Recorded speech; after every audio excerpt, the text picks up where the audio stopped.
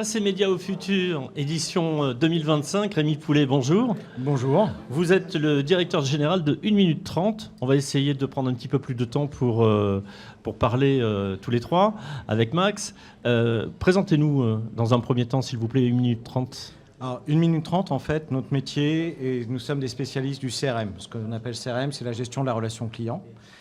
Et tout particulièrement, en fait, on est partenaire d'un des CRM éditeurs, on va dire référence mondiale, qui s'appelle HubSpot, qui est en fait le deuxième en part de marché dans le marché du CRM. Pourquoi ce titre ? Pourquoi le titre d'1 minute 30 ? Alors, c'est une très longue histoire. C'est l'essence d'1 minute 30. C'était le temps qu'il fallait pour convaincre les gens pour le web avant qu'ils partent. Et en fait, le nom d'une société, on ne peut pas la changer tous les jours. Sinon, on passerait de 1 minute 30 à 45 secondes, aujourd'hui à 7 secondes peut-être. Donc c'est compliqué, on a gardé le nom historique tout bêtement. Vous en êtes arrivé à la conclusion qu'1 minute 30 c'était suffisant pour convaincre un client ? Alors je pense qu'en fait, en 1 minute 30, vous pouvez commencer à créer de la valeur et que les premières minutes 30 d'échange avec quelqu'un sont critiques pour créer la qualité de l'échange. C'est ce qui fait qu'on va s'intéresser à vous ou pas ? Je l'espère. Alors quels sont les clients de 1 minute 30 aujourd'hui ? On travaille avec à peu près tous les secteurs. Donc ça va de grosses entreprises françaises comme Thales, comme Schlumberger ou comme d'autres de ce type-là. On a certaines verticales pour lesquelles on est spécialisé, notamment des clubs de foot. On travaille avec le LOSC, le Valenciennes Football Club ou des équipes anglaises comme le Sunderland ou d'autres. Et puis on a d'autres verticales comme la presse. On accompagne le Télégramme de Brest, on accompagne la Dépêche du Midi, on accompagne Sud-Ouest, on accompagne Synergie Média, Génération Numérique et quelques autres. Alors si on prend des exemples concrets entre le Lost et un journal en PQR, vous proposez quoi ? Vous offrez quoi à vos clients comme service ? En fait, le fond de la valeur, c'est que la plupart du temps, on a des outils qui sont des gestionnaires d'abonnement, par exemple, dans le monde de la presse, qui sont très orientés sur l'abonnement. On a à côté un site web qui va être très orienté sur l'expérience client, mais on ne va jamais mettre réellement le client au centre de la donnée, au centre de tous les systèmes. Quand on met en place un CRM, ça veut dire qu'on collecte toute l'information, toutes les interactions d'un client avec la marque. On va savoir s'il est prospect, suspect, comment il réagit à la pub, comment il réagit à l'affichage, comment il réagit au problème de portage, ou comment il réagit en fait avec son abonnement, quel est globalement les problématiques qu'il peut rencontrer au niveau du support client, le fait qu'il ait déménagé, le fait qu'il ait un foyer composé de telle ou telle personne. Toute cette connaissance client, c'est aussi tous les moyens en fait, d'avoir une capacité d'améliorer l'enchantement du client. Et quand on améliore l'enchantement du client, c'est-à-dire qu'on sollicite de la bonne façon au bon moment, eh bien, quelque part, c'est une opportunité d'augmenter son chiffre d'affaires. Et ça, qu'on soit en fait un club de foot ou qu'on soit un gestionnaire de presse magazine ou de presse quotidienne nationale ou de presse quotidienne régionale, notre enjeu, il est le même. C'est par l'enchantement qu'on va pouvoir améliorer le chiffre d'affaires. Et pour amener de l'enchantement, quand on est en fait en relation commerciale, en B2B, c'est assez facile, c'est la qualité de la relation qu'on va établir ensemble, c'est la qualité du commercial, c'est la qualité de notre offre. Et ça, en fait, c'est ce qu'on appelle toute la gestion de la force commerciale et les outils sont les mêmes, que ça soit dans la relation B2B en presse ou dans un club de sport.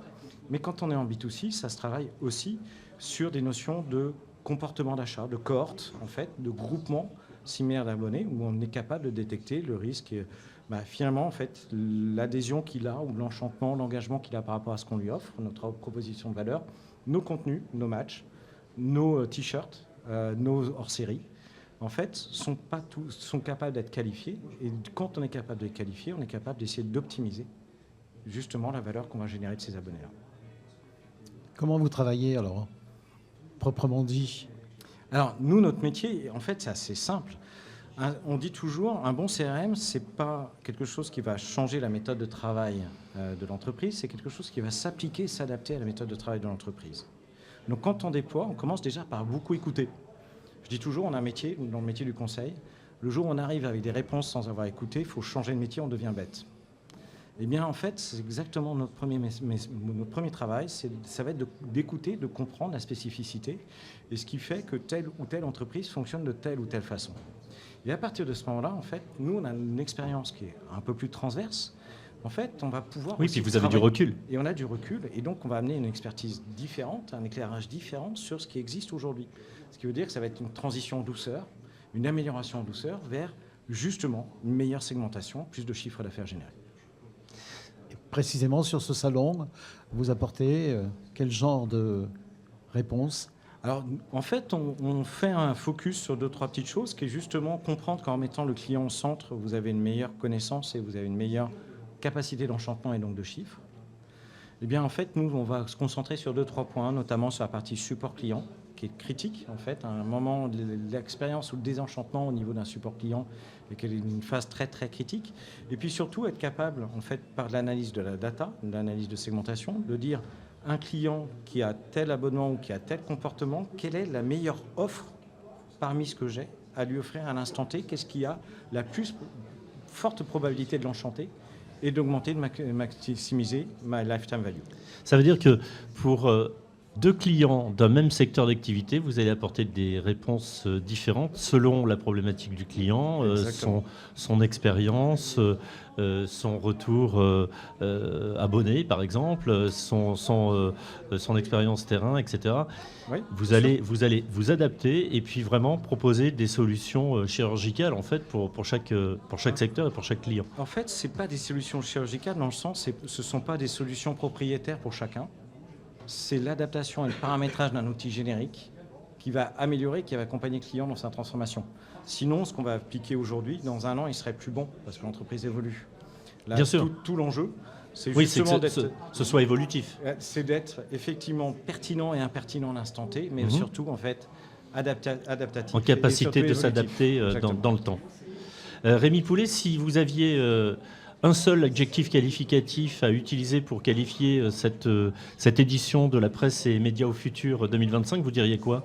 En fait, c'est toujours le même qualificatif pour toutes les éditions. Je pense que c'est la qualité du relationnel. Et s'il y a un terme, c'est le relationnel. Merci à vous. On vous souhaite un bon salon. À bientôt. À bientôt.